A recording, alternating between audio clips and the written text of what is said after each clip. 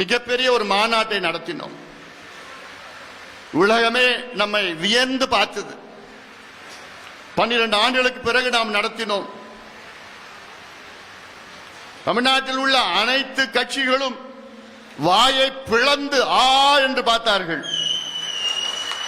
அதில் அதிகமாக வயிற்றெரிச்சல் திமுகவுக்கு.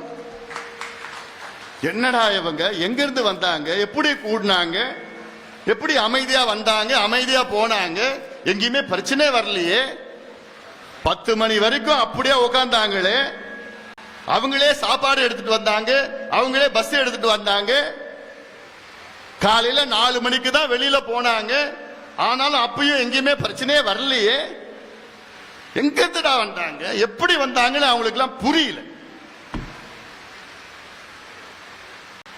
அதனாலதான் இன்று இதை எப்படியாவது பலவீனப்படுத்த வேண்டும், நாம் கட்சியை பலவீனப்படுத்த வேண்டும், நாம் சமுதாயத்தை பலவீனப்படுத்த வேண்டும் என்ற நோக்கம் திமுகவுக்கு இருக்கிறது. காரணம், அந்த மாநாட்டிலே நான் பேசிய பேச்சு உங்களுக்கு தெரியும். வன்னியர் சமுதாயத்துக்கு துரோகம் செய்தது திமுக என்று பகிரங்கமாக குற்றச்சாட்டு நான் வைத்தேன். இந்த தேர்தலில் ஒரே ஒரு வன்னியர் கூட திமுகவுக்கு வாக்களிக்க கூடாது என்று அந்த தேர்தல் அந்த மாநாட்டிலே நான் பேசினேன்.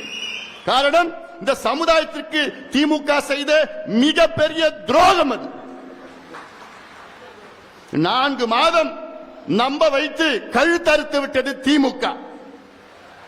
சமுதாயத்தையும் ஐயாவையும் இந்த சமுதாயத்தையும் இந்த கட்சியையும் நம்ப வைத்து 4 ஆண்டுகள், 4 மாதம் இல்ல 4 ஆண்டுகள், 4 ஆண்டு காலம் நம்ப வைத்து நான் இந்த சமுதாயத்துக்கு இடஒதுக்கீடு தருகிறேன் தருகிறேன் தருகிறேன் என்று எத்தனை முறை சட்டமன்றத்துக்கு உள்ளேயும் போய் சொல்றார், வெளியிலையும் போய் எத்தனையோ முறை சந்தித்தோம். அப்போ ஒவ்வொரு முறையும் ஐயாவையும் என்னையும் பார்த்து நிச்சயமாக நான் செய்கிறேன் செய்கிறேன் செய்கிறேன். ஏன் உங்களால செய்ய முடியல?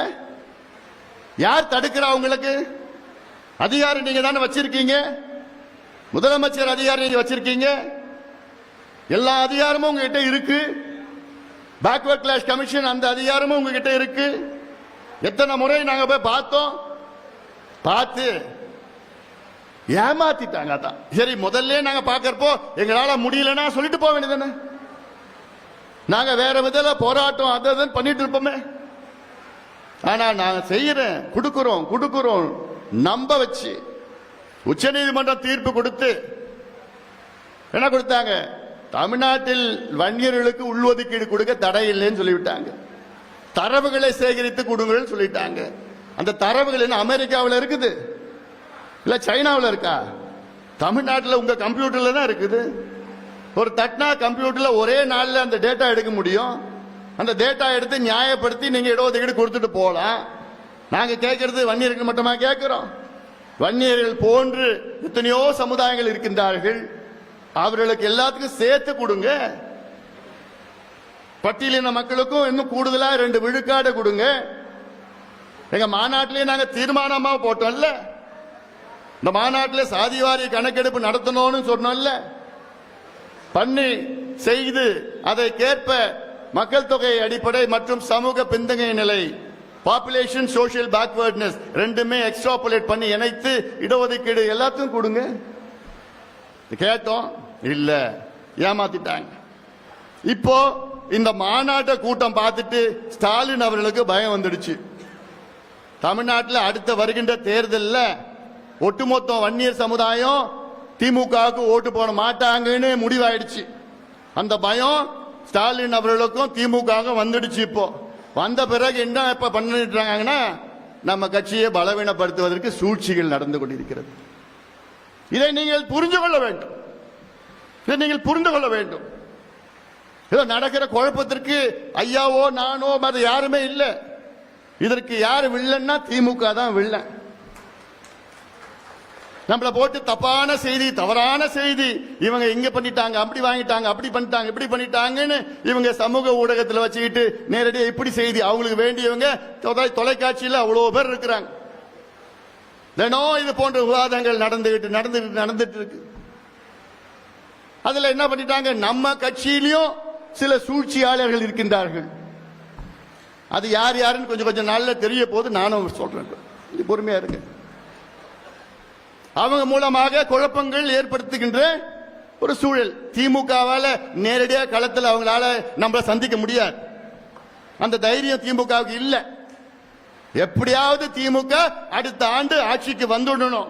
அதற்கு எந்தெந்த கட்சி எதிரில் யார் யார் இருக்காங்களோ எப்படியாவது உடைக்கணும், பிளவணும், குழப்பம் பண்ணணும். அந்த எண்ணத்துல தான் இப்ப நடவடிக்கையில இறங்கி இருக்கிறாங்க. இது வெற்றி பெறாது, இது வெற்றி பெறாது. இது எல்லாம் உடைத்து எறிவோம், உடைத்து எறிவோம். நான் விட போறது கிடையாது.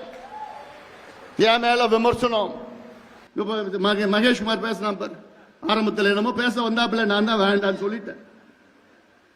இப்படி விமர்சனம், நான் என்னமோ காசு வாங்கிட்டேன், நான் அது வாங்கிட்டேன், இது வாங்கிட்டேன். என் கட்சிக்கும் என்னுடைய சமுதாயத்துக்கும் நான் துரோகம் பண்ணனா அதுதான் என் வாழ்நாளில் கடைசி நாளாக இருக்கும்.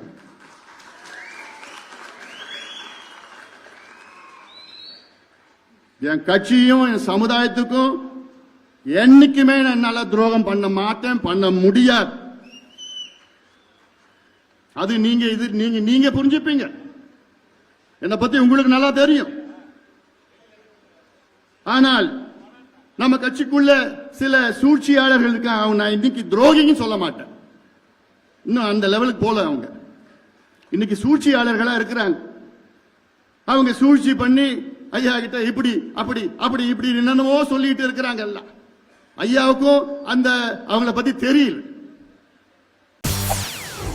செய்திகளை உடனுக்குடன் தெரிந்து கொள்ள உடனே சப்ஸ்கிரைப் பண்ணுங்க.